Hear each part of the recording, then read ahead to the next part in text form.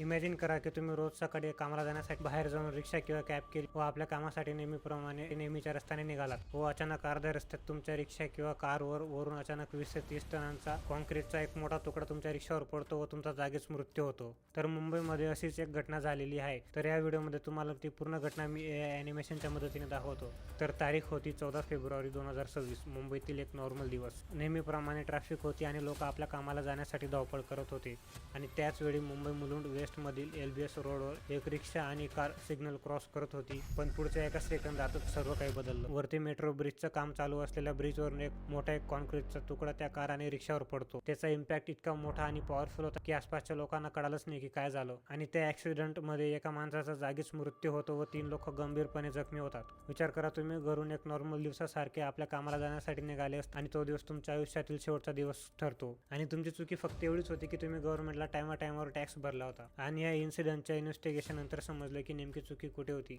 तिथलं interlocking mechanism मध्येच काहीतरी गडबड होती. ते प्रॉपर पद्धतीने केलं गेलं नव्हतं. आता जिथं तुम्ही हजारो आणि लाखोंमध्ये गव्हर्नमेंटला टॅक्स भरतात तिथंच इतक्या मोठ्या प्रोजेक्टमध्ये इतकी छोटी लापरवाहीमुळे एका माणसाचं जीवन संपतं.